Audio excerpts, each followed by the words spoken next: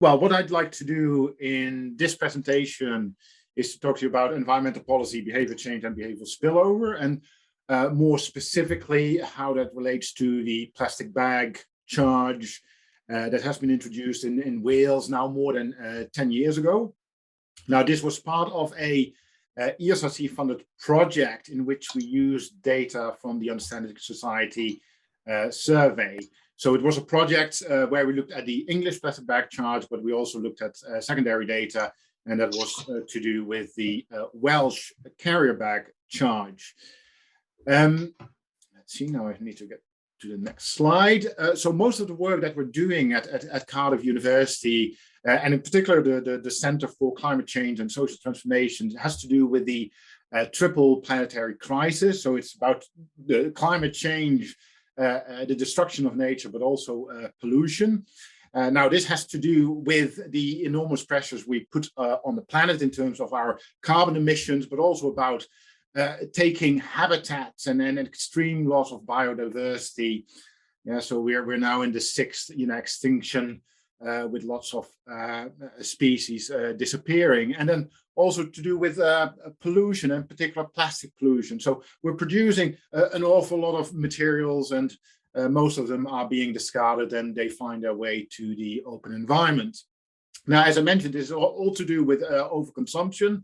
And in order to deal with these crises, we need fundamental social and behavioral change. Now, there's always a discussion about whether we need system change or individual behavior change. Now, we would always argue that they are two sides of the same coin. But what is most important here is that change will not happen without policy intervention. So we need to do something. So people will not magically change their behavior. And we also won't find, some technology that will suddenly make those problems disappear. Now, in psychology, often a distinction is made between upstream and downstream interventions. Now, downstream interventions are, let's say, the typical psychology type interventions where we try to influence individuals' decisions. And we can do this, for example, by providing information, or we put up signs, these kind of things. There's also other ways we can try to do that, for example, with norm-based approaches, so we use social norms to change behavior. But basically what we do is we don't change anything, but we try to influence what people are doing. Now, upstream interventions, they are more about changing the context in which these decisions take place. And you can do this through economic measures, education, where it's about changing cultural norms.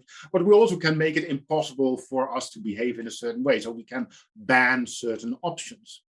Now, changing to infrastructure, that's a typical upstream intervention as well. So if we want people to cycle, well, we need to make sure that people can cycle safely through a safe infrastructure. Now, there's different kind of policies that are available to policymakers. So this is a nice taxonomy, but here I would like to focus on financial economic measures and in particular charges. Now, most of you will know that all the 4 home nations in the UK, they have a charge in place, which started in 2011 with the carrier bag charge in Wales. This was followed by Northern Ireland and Scotland in 2013 and 14, and then finally in 2015, England introduced a charge on plastic bags. Now, the interesting thing here is that environmental policy is a default issue. That means that there will be divergence in terms of the types of measure they take, but also the timing when they take place. Yeah, so Wales was in 2011. And then you have these other countries at different times. Now, this means that you have a natural experiment in place. So you have a structure where you can make comparisons between the different home nations. Now, this is where the Understandi Society comes in. So there's lots of different topics that are included in the survey, but we're particularly interested in that one, so environmentally relevant behaviors. Now, as you all know, the USS or the UK HLS is the largest panel survey in the UK. It's around 40,000 households, 100,000 individuals, if I'm correct, with many different topics included, but also DEFRA's headline behaviors or wedge behaviors were included in wave 1, wave 4, wave 7, and if I'm correct, also in wave 10. Now, one of those behaviors is taking your own shopping bags to the supermarket or to shops. Yeah, and that is, of course, relevant to care bag charges. Now, the USS, they were perfectly timed for the Welsh care bag charge because the first wave was conducted in 2009 and 10, which was before any charge was in place. And then wave 4 was in 2012 and 13, which was after the Welsh care bag charge, before the Scottish and the English charges. Now, Northern Ireland was a little bit more difficult, so we excluded them from the analysis.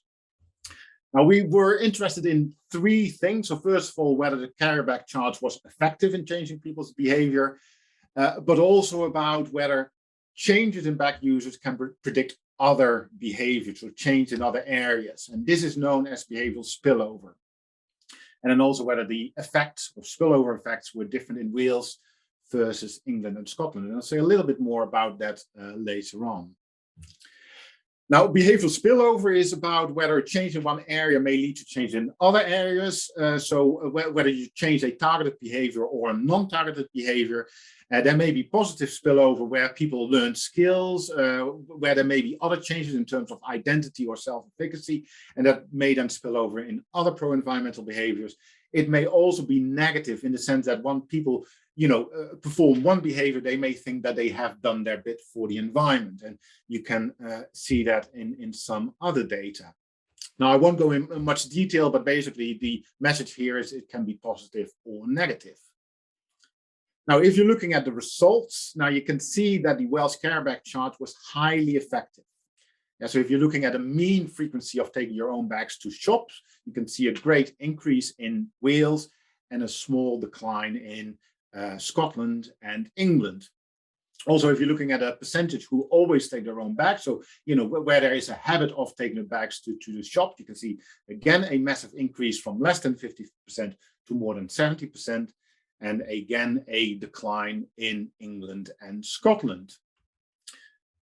Now, in terms of behavioral spillover, we also found that changes in bag usage was linked to changes in other behaviors. So it's not about associations between behaviors, but association between changes in behavior. And then you can see that there's a link with turning off taps, wearing jumpers, recycled paper, and things like that. Now, what is important here is that the effects are very small. Yeah, so the betas are around 0.1. So they're not massive changes. And that's something to keep in mind when you're doing your own analysis. But what was interesting is that the spillover effects were much, much stronger in England and Scotland than in Wales. Yeah, so here there's 3 of those behaviors. You can see there's a small increase linked to a change in bag usage, but then the change was much, much larger in England and Scotland. Now, what can we learn from that? Now, first of all, a charge is highly effective. And I'm always amazed by that the only thing we needed to do is to put 5 pence on a plastic bag, and you have a massive change in behavior. It's one of the most successful behavior change policies in recent years. We also found some evidence for behavioral spillover, but these effects are very small. Yeah. And the most important thing here is that they are larger in non-intervention areas. And we think that is because the charge may interrupt the mechanisms for behavioral spillover. And with behavioral spillover, it's very much about why you're performing a behavior. So is it an intrinsic motivated behavior, or is it an extrinsically motivated behavior? When you're changing your behavior in Wales, most likely it's because of the charge. And then you don't really have the motivation to change other kinds of behaviors. In England and Scotland, where no charge was in place, those people who made an effort to change their behavior in terms of bag usage probably had the same motivation to also make those further changes. So here's very much about those kind of motivation where that comes from.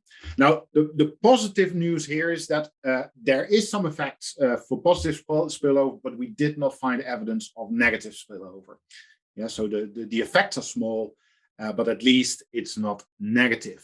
Now, charges are effective. I keep saying that, but that's only one behavior. If you're looking at, let's say, the triple planetary crisis, much more needs to be done. So this is a start, but other policies should be taken. So that's it for me today. So Joel van Vouwer.